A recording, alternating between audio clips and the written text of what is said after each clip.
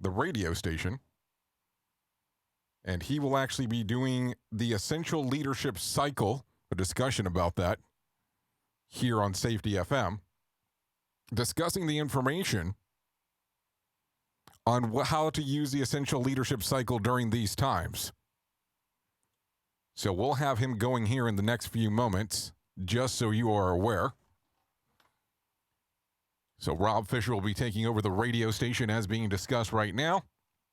And you'll have the opportunity of taking a listen to what Fisher Improvement Technologies has going on as they are putting on this, we'll say this simulcast, because we are simulcasting on our different platforming networks. So that gives you the opportunity of taking a listen on what he has going on. And of course, gives you the opportunity as well to go out and about and view some of these great things that they have going on at Fisher Improvement Technologies. And you'll see some information that he'll cover, and he's going to talk about some things that you can find on his website. If you are listening to the radio station aspect, you'll be able to see those things or hear about those things and find out where to pick them up after you're done taking a listen, or if you want to pull over, if you're driving, of course. And it'll give you the opportunity of taking a listen there. So that's some stuff that we have going on here today. So definitely want to bring you this because it is definitely an exclusive here on Safety FM. So in the next few minutes, we'll get this started with the Essential Leadership Cycle. I will drop in and drop out as needed, just for information purposes, as you are aware. So Rob Fisher has been teaching this for quite some time. So you'll be able to take a listen here in the next few moments. And it sounds like they're coming in right now as we speak. So we'll take a listen together here. But if you're not familiar with AERO, that is Advanced Error Reduction in Organization. So they're going to be talking about using the Essential Leadership Cycle to manage the current COVID-19 challenges. It's going to be an interesting one for sure, as you'll be able to learn some information on what exactly they have going on. Because I think that this is going to be important to our audience and the different aspects of the different changes that we're seeing in our world. So do take an advantage of taking a listen to this as we start moving forward. Should start any moment now. And normally also, if you are listening to the radio station, I know that right now we would normally be paying the news at the top of the hour. That will not be the case during this segment. But what we'll do is once we get out, we'll drop directly back into the news. So that'll be something available to you. Just so you are aware. In case you run into any questions with that. But like I was saying, Rob Fisher will come up. He is the president and director of operations of Fisher Improvement Technologies. And we should be rolling any moment now.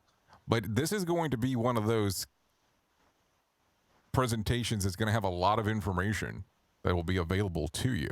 So make sure that if you are taking a listen on the stations, that you do get the resources they're going to be providing at the end directly off of their website. You can go to aerohp.com. That is AEROHP.com. Or you can go to ARROWHP.com. Just in case. And we have those. We'll have that information available. So as soon as we have something going on, I'll let you know. But of course, as you have seen some different things going on inside of our world, but wanted to give you the opportunity of taking a listen to this as we move forward with this different world that we're almost living in at this particular moment. But the technology that they do use at Fisher Improvement Technologies is one of the best ones that I've seen in the industry. And I believe that they'll be able to cover some information with you that you might have not expected. All right. Hello, everyone. And we'll get you rolling here. Thank you for joining us on our webinar on using the Essential Leadership Cycle to manage the current COVID-19 challenges. I'm Justin. I'm going to be the technology manager here at FIT. And I'll be working in the background throughout this webinar to help with questions and ensure everything runs smoothly for you. We will be pausing periodically to answer Hello, your everyone. questions and And we'll check get you in. rolling here. Thank you for joining For us questions on our related to the webinar topic that Rob's speaking on, using the Essential please use the Leadership Q&A box at the bottom of your screen. And for statements or technical questions, please use the chat box and I'll address those as soon as possible. I do know that some of our listeners are tuning in on Safety FM, and some of them are coming in from their phones. So we have made the slide deck available. That's going to be on the front page of our websites for everyone.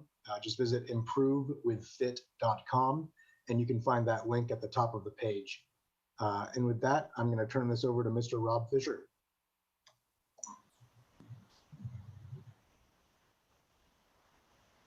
Thanks, Justin. And I hope everyone's having a good day. Well, my name's Rob Fisher. I own a company called Fisher Improvement Technologies. We've spent the last 25 years helping organizations and individuals understand how and why people make mistakes, especially mistakes that can prove to be catastrophic, and how you can do one of three things with those mistakes or errors. You can prevent the mistake or error, you can mitigate the consequences of the errors that you can't prevent, or you can reduce the probability that someone makes a mistake. The reason why I thought it was important to have this webinar today is to help understand that in this time of change with different people doing different things, leaders need the opportunity to use a model to lead a little bit differently. So let's get right into it. My goals today are to help you when you go out into your organization or help you in your everyday life, and to actually give you some science basis for why people do what they do. When you have a science basis, it helps you frame things differently than just opinions. And you may have noticed in the current COVID-19 crisis that when everything was opinions, they were all over the place. But when people started believing the science, then things started to change. So I want to talk a little bit today about leading under difficult conditions. And I'm just going to mute my camera and get right to it. So if you want to change someone's paradigm, you need to give them a paradigm that makes more sense to them than the one you're asking them to leave. Again, we're in a new world, and that new world started for some of us a few days ago, for some of us a few weeks ago, but for most of us, no more than a month ago. We have to change the way we look at things. We have to change our paradigm a little bit. But when you're doing that, when you're working with people that have done things for 10, 20, 30, 40 years, or 6 weeks the same way, when you ask them to leave that paradigm, you're going to have to give them something more powerful than the one that you're asking them to leave. It's a very personal thing. So in order to do that, let's fall back on some systems thinking. Now, system thinking came about in about the 1940s when Dr. W. Edwards Deming helped us through the recovery from World War II. And one of the things Dr. Deming said in his theories of quality back in the 1940s, which are now called Deming's principles, is that a bad system will beat a good person every time. In other words, the good person is trying to do the right thing, but a bad system will drive them possibly to do the wrong thing.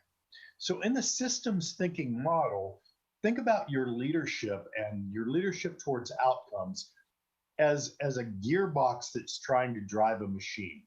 And that machine starts off leader knowledge. The people on this webinar, you're all leaders. It's your knowledge that is going to drive this machine. But that knowledge has to actually push your language and behaviors. So we've had certain knowledge, language, and behaviors up to now. Now we get more knowledge, we change our language and behaviors. That's very observable to the workforce, which is where people get hurt, maimed, and killed, which is where people are getting the outcomes. So we have to understand in the gear model that the tie to get the outcome from the workforce is done through a belt of engagement. It's not directly coupled. And what I mean by that is that belt of engagement can be too tight and the machine becomes inefficient, or it can be too loose and the machine becomes ineffective. So if we want to create the better outcomes, whether those better outcomes are cultural or values or norms, or better outcomes for your key performance indicators, then we have to start with leader knowledge and leader language and behaviors. And that's why we're here today. Because there's three big things we really want to control. Somebody might get hurt, something might get broken, or people may not be satisfied. Now, those people that might not be satisfied could be your customers. They could be people in your organization. It could be you. It could be your shareholders if you're publicly traded. But any stakeholder, if they maintain satisfaction, then the other two are easier. If they're not satisfied, then the other two, people getting hurt and things getting broken, are very difficult. So let's talk about some of the understandings that underpin what leaders need to know. And the first one is that about 90% of bad things that happen are caused by something other than just the individual. In other words, in about 90% of the cases, it's not that the individual wasn't involved. It's like the chicken and the pig at breakfast. The chicken is involved, but the pig is committed. Other than just means that there are systemic drivers in play.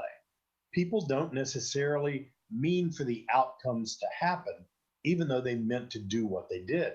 That's where Dr. Deming built his principles around. The second one is that about 95% of us react very similarly in a physiological way to the same stimuli.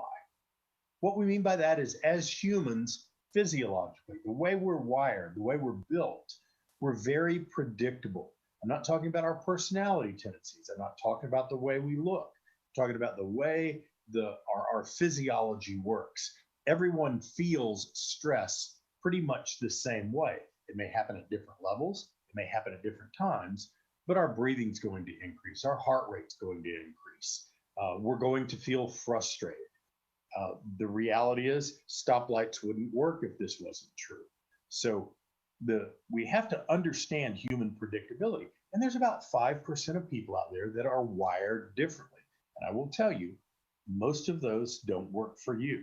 So let's talk about the majority, the 95% of people that react very similarly to the same stimuli. Then we bank on Dr. Sidney Decker's work. He would ask the question, do you think your folks come to work to do a decent job every day? They usually don't come to work to get hurt. They don't come to work to break your stuff. But what they do is they do what they do at the time they do it for reasons that make sense to them at the time. Very often we approach things with a hindsight bias, and we think that, well, they should have done something different. It's just common sense that they wouldn't have done it. Folks, it is not common sense. And I want to express that common sense isn't really common. Common sense is your belief that I should believe the way you believe on whatever it is we're talking about. Common sense is when we believe our own paradigm. It's a bias. So if you set common sense off to the side and you try to discover how things happen and what happened, as opposed to why someone did something, then you're not trying to use a hindsight bias, common sense argument, and you're trying to discover why people did what they did at the time they did it, and why it made sense to them at the time, and why Dr. Deming's probability of there was a 90% probability that there was a systemic driver becomes important. So to do that, we think about the task-based system. The task-based system says simply that on any task at any time, any individual, no matter where they're at home, at work, or at play, is surrounded by other people, programs, processes, work environments, organization, equipment. This is a dynamic system. All of these things change all of the time. They all impact each other. They all impact the individual, and the individual impacts all of these things. So the interdependency of this system says that as these elements change, we will tend to react to the changes in people, programs, processes, work environments, organization, equipment, based on very specific personality tendencies. And we have to manage those personality tendencies when we're reacting to changes in that system, because the system, when it changes, may not be, the risk may not come from a place that we are in tune to seeing it come from. In other words, people tend to not see work environment and equipment risk. Work environment and process people tend to not see people in organizational risk. So we have to tune ourselves in the task-based system to see risk coming from where the risk comes from instead of where we naturally see it come from. That's especially important in today's environment in our response to the COVID crisis, because the risk is now coming from places that are different from where it may have come for us before, because we're doing new tasks, we're doing it new ways. But the way leaders can respond to all of those different task-based systems out there is by using something we call the essential leadership cycle. The essential leadership cycle is a model leaders can use to manage their systems and their organizational risk and improvement. And I'm just going to step you through that model in a way that helps understand how it can be used by leadership. But first, we want to talk about why you need the essential leadership cycle, who should be using it, what are leaders supposed to do with it, and how can leaders use the cycle. So if you're watching this live, you understand or you see that the why is in the color blue, the who is in the color yellow, the what is in the color red, and the how is in the color green. Those are the questions, the typical questions that need to be answered by each of the E colors, which we'll describe later, or by the different major personality types. So leaders need the essential leadership cycle because they need to set the example for the workforce. I will tell you this, over hundreds of deployments, as a leader, if you follow processes and models, your folks will follow processes and models. If you actively use the tools to ensure that you maintain your lowest error rate, they will use the tools. These are modeled behaviors.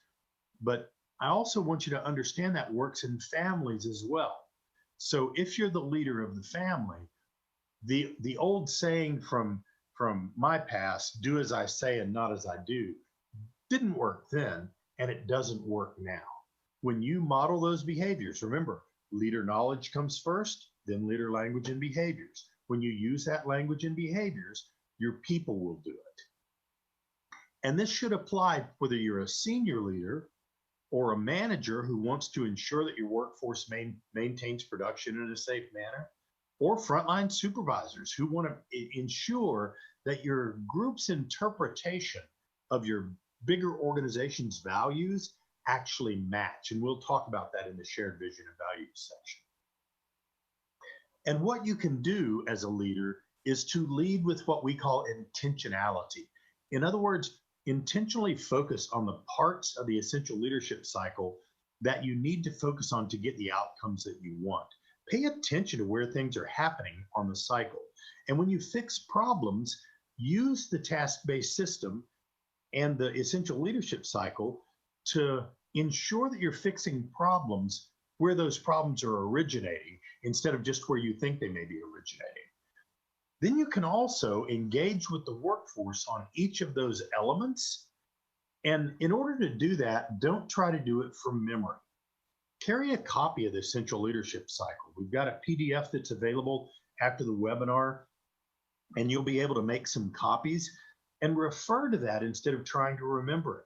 Remember, the modeled behavior to get your people to use processes and procedures is for them to see you doing it. Bucket the successes and failures in the elements of the task-based system, the essential leadership cycle. When successes happen or failures happen, take a look at the cycle and use those as your buckets. And then be intentional when engaging with the workforce or your family throughout that leadership cycle. So just to give you a pre-brief, I'm going to stop here for about 15 seconds and see if there's any questions that have come up, and I'll answer those about the basis for the essential leadership cycle, and then I'll move on.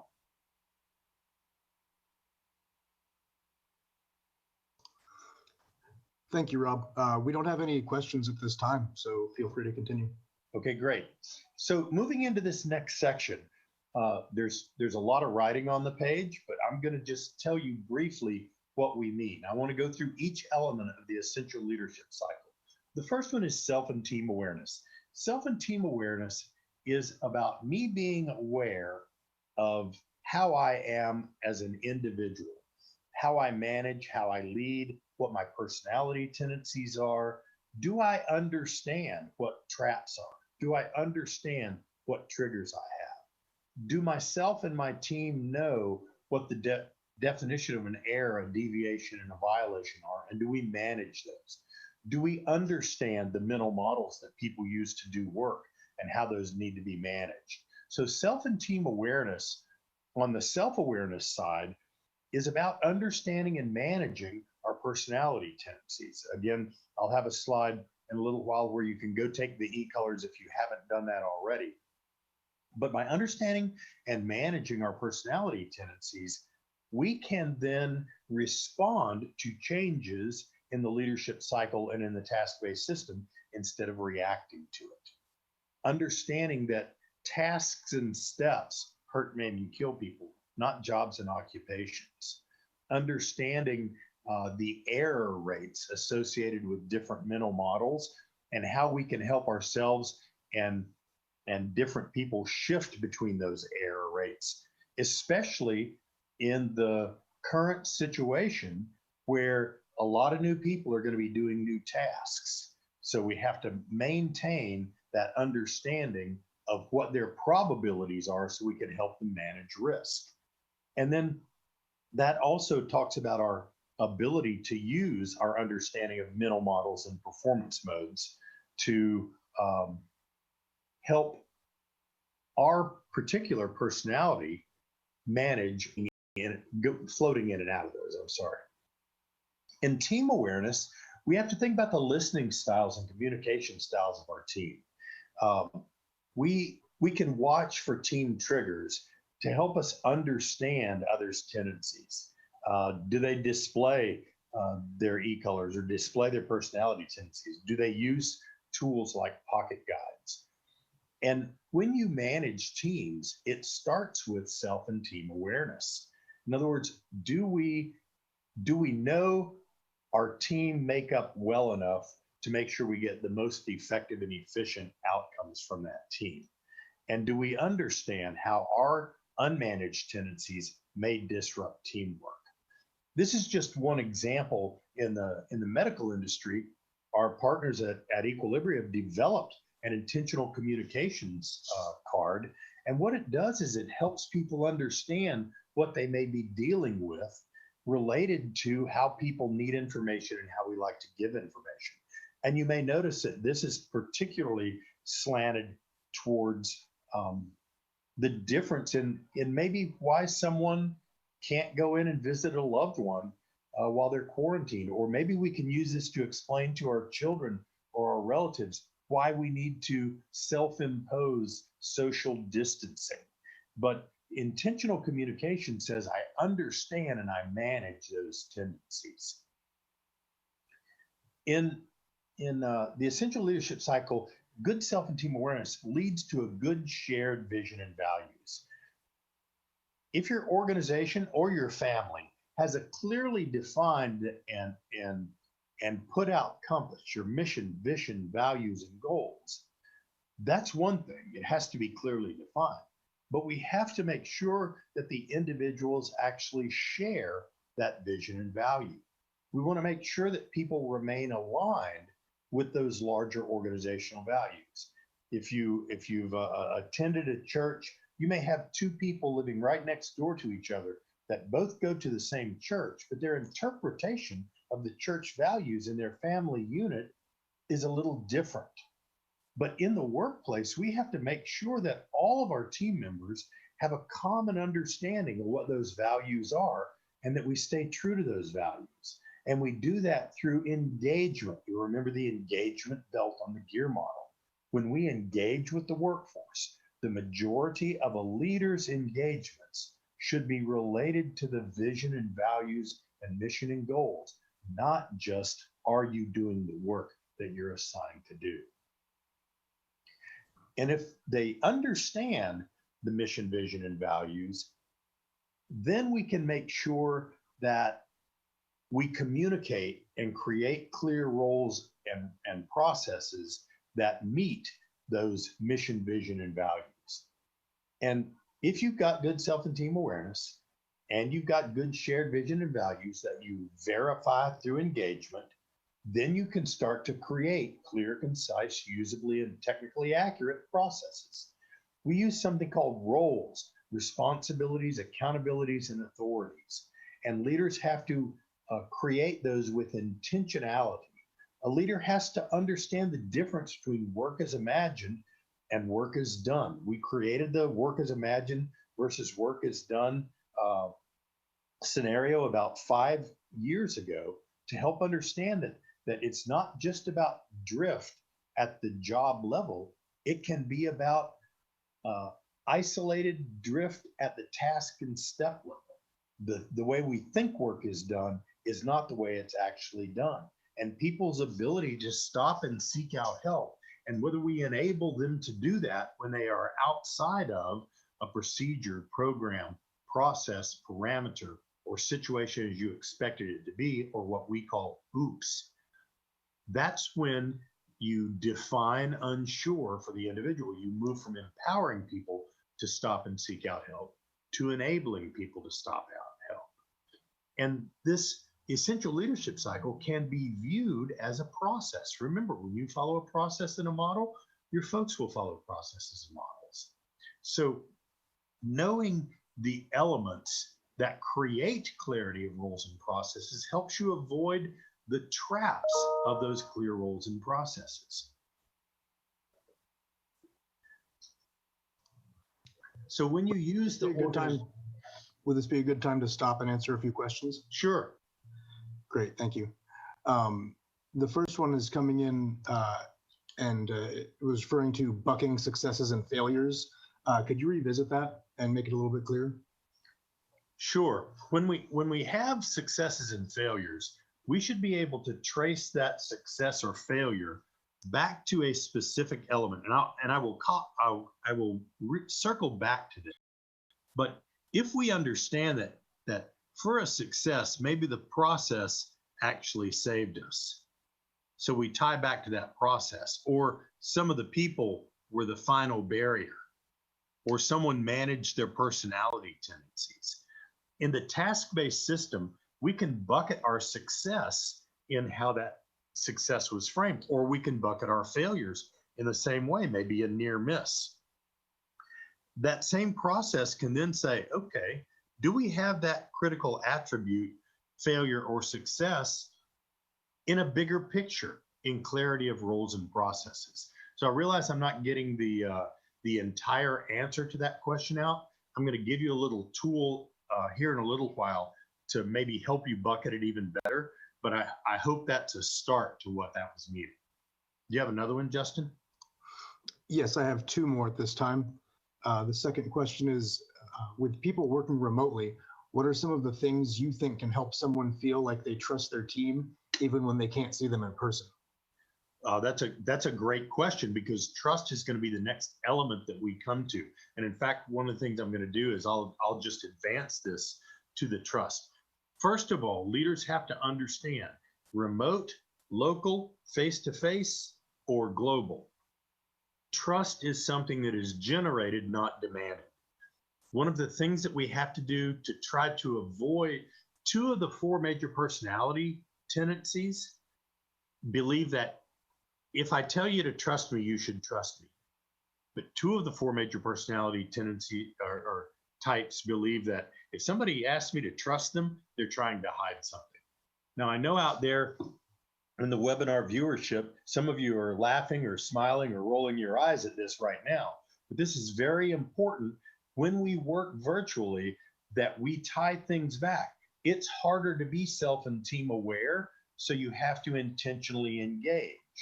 It's hard to retain the shared vision and values, so we have to engage in a different way.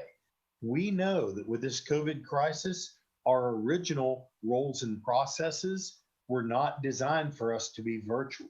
So when we start talking about those three elements, without just telling people to trust us, but to prove that trust by using these system-based models, and how we respond to failure will really matter. Tell me what happened. Tell me how it happened, or how we respond to success. So I hope that's answering your question. The way the model creates or generates trust And if you follow the process of the model instead of just trying to jump to trust, then you should be able to generate trust organically instead of demanding trust. So I hope that answered the question. Did you have another one, Justin? Yes, I have one more. Rob, employees may be stressed due to confusing messages and communication. Where does prompt and accurate communications fit within this essential model, and how can we make sure we communicate enough? Excellent question. So you may notice that communications isn't a specific attribute of the essential leadership module, essential leadership cycle. The reason for that is each element has its own communication, or what we would call engagement strategy. On a 1-hour webinar, it's difficult to get into all of those, but the self and team awareness piece is where you actually design how you should communicate. Now, I shared with you the medical version of the card, but we also have an intentional communications card that we can provide to you. And that intentional communications card says, I'm going to intentionally communicate in a way that the people that I am self and team aware of need those communications. I don't have that loaded in the presentation, but if you'll email Justin, we can get that to you, or we can provide it in a PDF. Thank you, Rob. So again, when you try to develop trust, so this leads right into the answer to the previous question.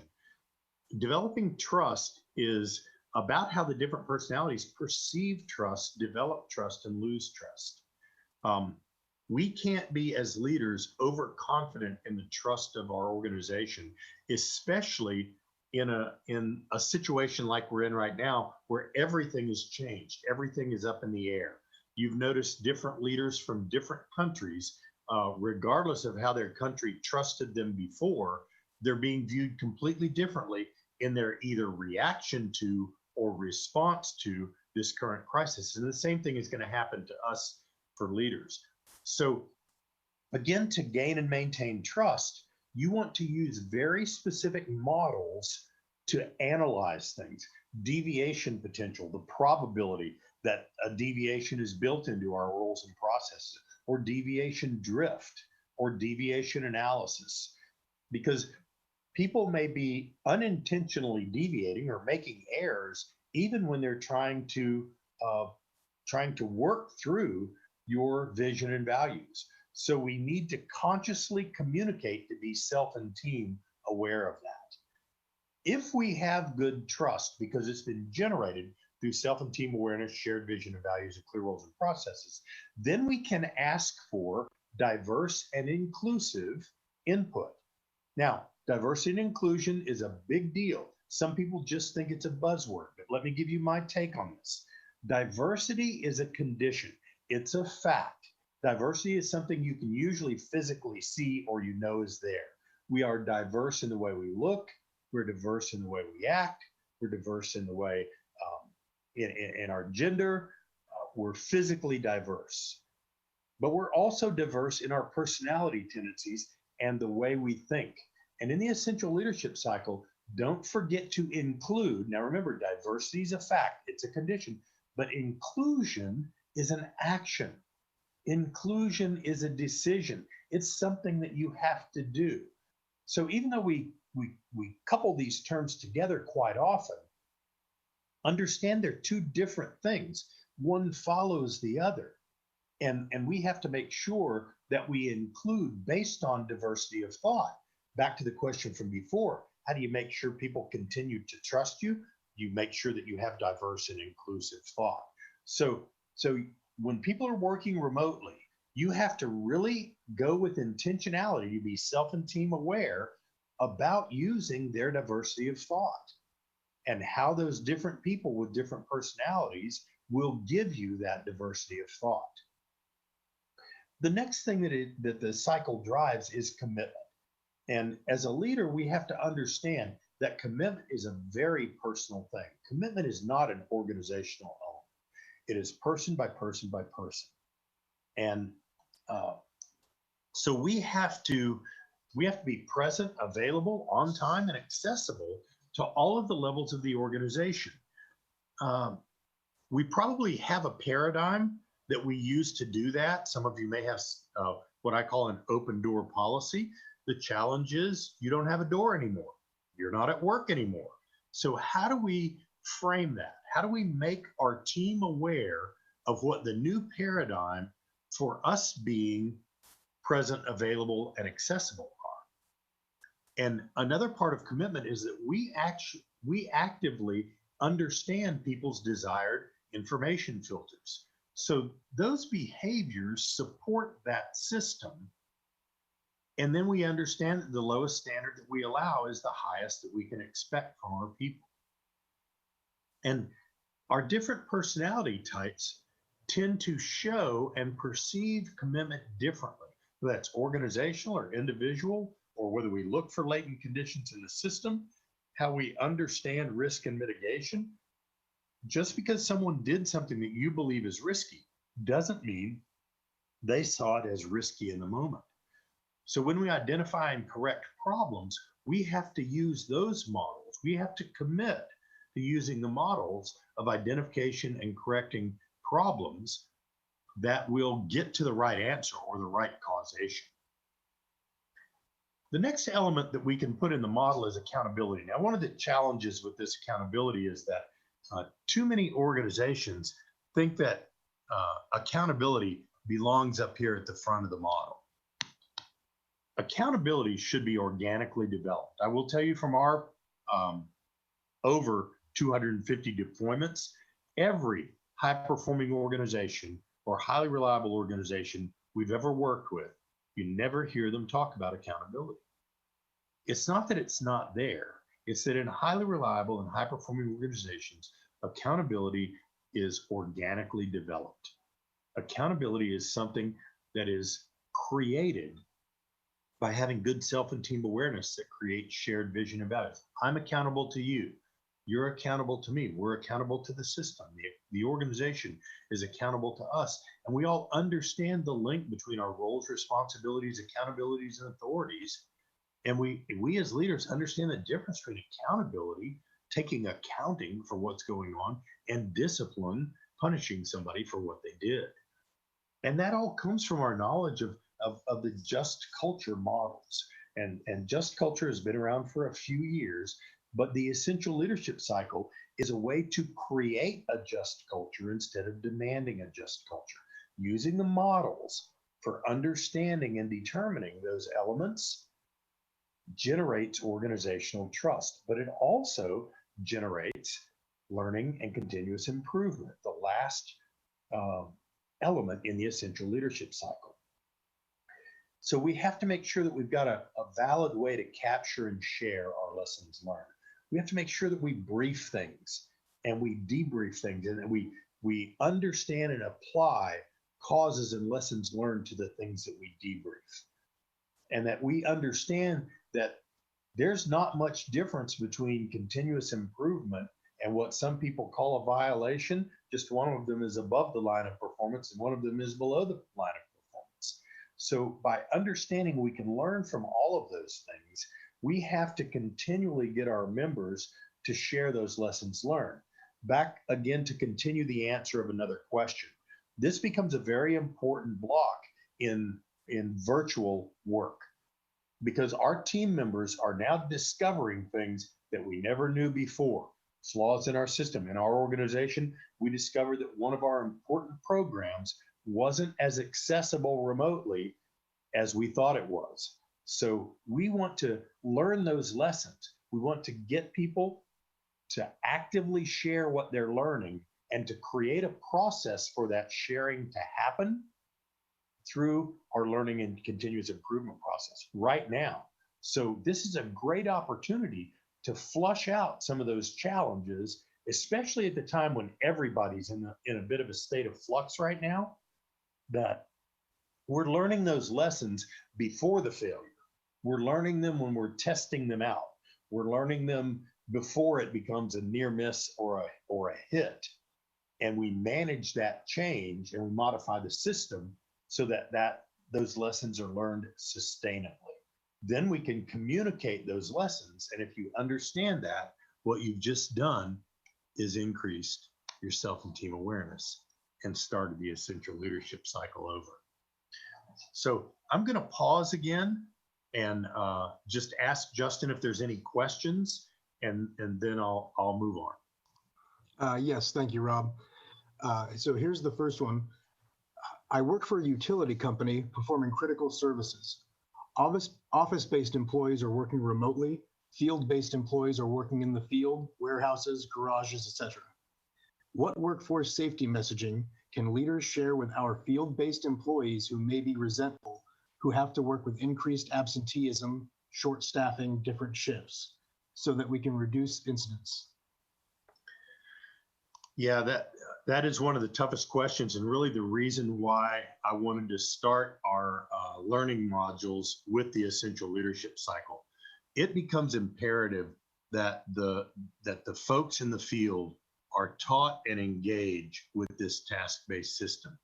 Now, the leaders have to be self and team aware of what's going on out there, and they've got to communicate that shared vision and values. As many of you probably know, I'm an ex-utility worker, so I really get this, because there were times when I was called in or stayed when everybody else went home, whether it was hurricane coverage or storm coverage. In the utility business, people are a little bit used to that. But what we have to do is make sure that they understand we're giving them systems and models, and we have to continually reinforce those systems and models, because they're going to be out there doing things that are the result of their outcomes. So I think I've got a couple of slides in a minute that may go into that a little bit deeper. Let me talk a little bit about the difference between the driving elements and the resultant conditions, because it ties a little bit to this question. Anytime you have questions like that, try to drive back the core to a driving element. Poor trust is a resultant condition of something going wrong in self and team awareness, shared vision, values, and clear roles and processes. Poor accountability is the result of something going wrong in self and team awareness, shared vision, and values. So if the workforce, if the field workforce isn't having a good commitment, or isn't learning things, or isn't trusting, drive back to self and team awareness, shared vision and values, and clear roles and processes. This almost goes back to the bucketing question before, because those are the driving elements. And it's important that people understand that those are the three things that leaders need to focus on to help the field have the least risk they can have in the condition we're in. It's almost inevitable, especially with some of the personality tendency attributes that are out there, that there are people that are going to be thinking, well, you know, I social distance because I work on a breaker, but I've still got to be out here working while everybody else is home with their kids. We need to understand, and I strongly encourage you to download the eColors app onto your mobile device if you haven't already done it. Look at your personality tendencies. Have your team do it. Look at their personality tendencies. That may sound a lot like self and team awareness, so that you can engage and not just observe. Now, if you're confined to your home, as they are in Spain and Italy and France and several other companies, you may not be able to go out and engage. But if you can go out and engage, you can still maintain a social distance and have a conversation.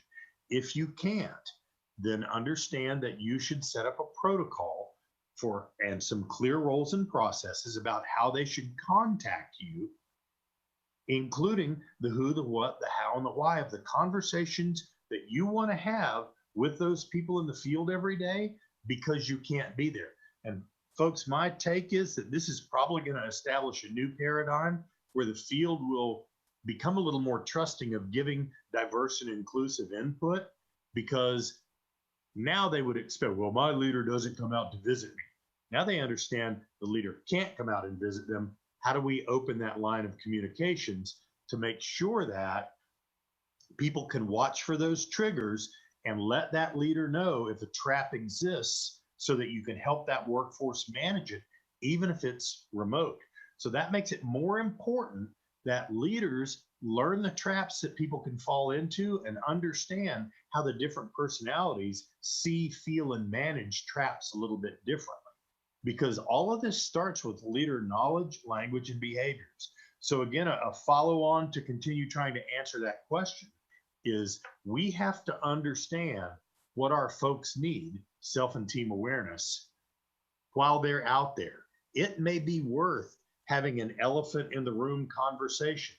We use a product that you're on now called Zoom to have those meetings. It may be worth putting your team together virtually, even though they're field people, so that in the morning they can see your face. They know you're there and available. It may be worth you giving them a little extra, like the app called Ready, Illumitask Ready. It may be worth you giving them that so that they can, at the end of the pre-task briefing using Ready, they can email you a PDF of their discussion of the pre-task brief, and then you can pop onto FaceTime or onto Zoom or onto one of the virtual components to have those conversations. And if we establish these three elements of self and team awareness, shared vision, values, and clear roles and processes, then you can interface with that workforce a little bit better. I hope that's answering your question a little bit. That is going to be one of the toughest parts of managing this. And you notice I'm trying not to specifically limit this to COVID-19 because it happens to be the systemic driver, but it's probably a way that we're going to be doing business during times of crisis in the future. So I'll pause there again to see if there's any questions. Yes, I have two more for you at this time, Rob. As of now, many leaders were forced to work remotely because of COVID-19. How can we convince them that productivity may not correlate with on-site physical presence? How can we convince them that working remotely can be an option even in the good days, especially for baby boomers and Gen X leaders? Yeah, good question. Again, I'm going to go back to the driving elements. You know, part of our vision, values, missions, and goals in the past has been tied to being there. Part of our roles and processes have been tied to you being there. I want to go back to one of my first slides that says that if you want to change someone's paradigm, you have to give them a paradigm that's more important. For people that their self and team awareness is that people are only productive if you can see them, we have to use that to shift their paradigm. That's a self and team awareness element.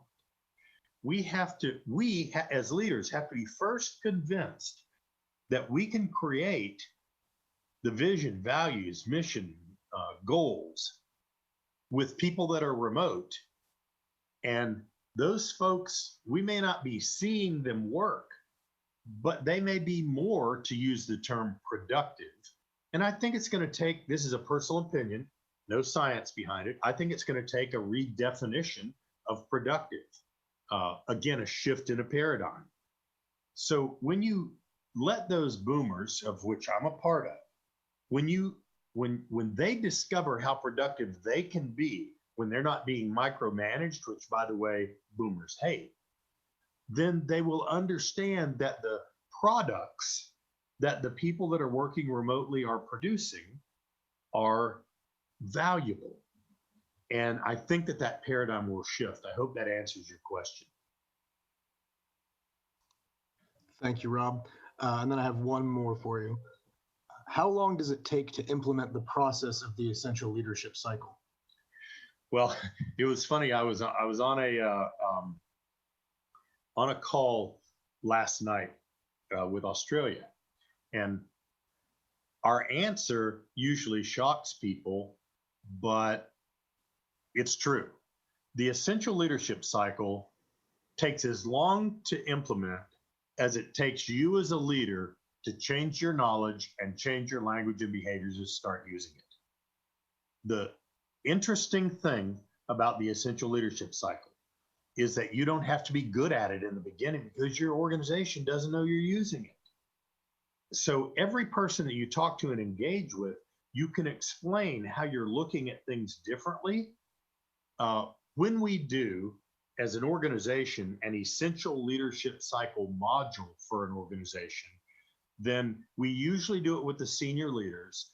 And I was in Atlanta 2 weeks ago, and I was getting calls and emails about how they were using the essential leadership cycle in their leadership team meetings the day after. I was on that call with Australia last night. Two of the people piped in from one of the facilities that had actually deployed the advanced error reduction, of which the essential leadership cycle is part of. They blended right in and said, look, when our leaders started using this model and behaving this way, things shifted almost immediately. And that was their experience, not our statement of what could happen. And that's what we've seen in multiple organizations. The mistake I think a lot of organizations make is they think that to use something like the essential leadership cycle and task-based system as models, you have to change a culture to do it. Here's a way I would like you to think differently. Think of culture as an outcome instead of an input. My leader language and behaviors will drive language and behavior changes in the workforce, and culture will then change. And it changes very quickly, far quickly than most organizations who try to attack culture change them. So if you believe that culture changes one behavior at a time, and the behaviors that matter the most are the leader behaviors, then you can start those shifts almost immediately. And we've seen fabulous change very quickly. And one organization that I was on the phone with yesterday has been using the essential leadership cycle and bucketing in the essential leadership cycle. I didn't even know they'd been doing it. So we can then go on and do maybe a little refresher or some help with the modeling after. But the short answer is things start to change very quickly when you pay attention to the driving elements. So there's 4 things I'd like to for you to keep in mind. The first one is know your why. When times get tough, that's going to be all that matters. Go back and revisit it, and continually revisit it. We're doing a lot of work remote, so take some time to reflect on why you're doing what you're doing. But it is important to learn what to do and then to do that. We know what works and we know what doesn't, and we know what to do about it. And those hows matter. One of the challenges in many organizations is they just tell people what to do and let them figure out the hows, and they don't start with the why. So as a leader, you may have to be a little bit ahead of the curve in learning how to do it, but there's a lot of folks out there that know how to make this happen, how to make the essential leadership cycle work for you. You have to know who to go to for advice and who to go to for help, whether it's in your organization or your leadership or your peers or your accountability and thinking partner or even us. Know who you can go to and then go to those people, because remember, everybody's doing things virtually now. So I hope that this gave you a bit of a framework. I've put a QR code on the slide that you can just use your phone and zap that. That'll take you directly to our insights page where all of these things are posted. And I'm going to now open up for a few more questions and answers.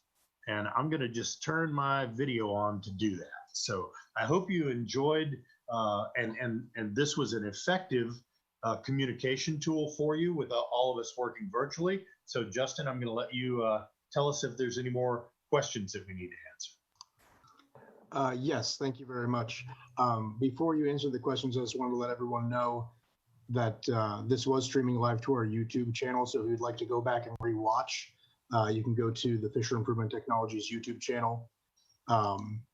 And please visit our Insights page for more valuable information there as well. Next question is, I see the who, the what, and the how in the driving elements. I have recently become more aware of the power of the why, and the why drives behaviors.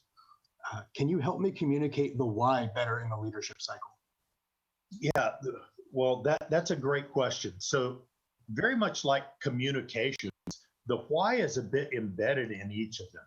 So, from a self and team awareness perspective, we have to use different whys. My wife has different whys than I do. So, if I want to be effective at changing paradigms, I have to understand her whys. So, at each of the self and team awareness, shared vision and value, and clear roles and processes, we have to go back to our team and try to understand their why elements. That's a perfect example of how the whys infiltrate everything. And different e-colors manage them differently, but the top e-color blue, it just happens to be their first question.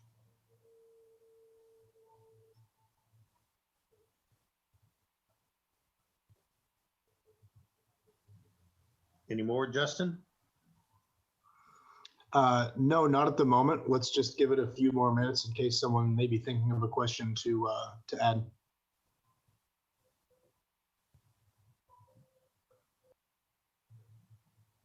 And you're still As people are thinking about their questions, I'll give this about one more minute. I just want to tell you you're not in this alone. There's plenty of resources to help you. It's new for all of us. We happen to be very blessed at Fisher Improvement Technologies because the last word in our name is technologies, and we've been working diligently over the last 5 years to have technological solutions to things that people used to do in person, to help make you more productive, help make you understand risk better, make you manage and lead serious injuries and fatalities in a better manner. I appreciate your time. I appreciate you watching this, and please feel free to share it with your teams. It may be a good remote or virtual sharing that you can then have a team conversation about how do we start to implement and integrate the essential leadership cycle as a team when we're trying to manage remotely. So from me to you, thank you very much. And I'll ask if there's any further questions, and if not, we'll end the webinar. Looks like we're good to go. Thank you all very much. If you do happen to think of any questions after the webinar ends, you can send those to info@improvewithfit.com, and we'll be happy to answer them that way. Thank you all very much. Thank you very much. Have a great day. Okay, so you have been listening to Rob Fisher coming to you live on Safety FM. So just want to make sure that you are aware of this. This is also, like I had told you at the very beginning, that we were going to be doing this where you could actually do where you could listen to the streamer on Safety FM. I'm going to flip over to our main camera here. Oh, maybe not that. Maybe that's not what we're looking for. Anyways, flipping over to the main camera. So that was pretty in perspective there from Rob, giving us the information. So like he did say, you can actually go to improvewithfit.com/insights to get some more information on what's going on. You could also go to Aero, that's AEROHP.com, and that will get you some additional information as well in regards of what he had information-wise. So we're going to have this on our different networks, platforms, and so on, but we will also have it streaming in a podcast. We'll see if it ends up becoming part of the Essential Leadership Cycle podcast, which I believe it will. But this was an hour with Rob Fisher taking over Safety FM. Hopefully you did enjoy the time here where he did discuss the Essential Leadership Cycle and how you can actually apply it into this different times, especially with dealing with COVID-19.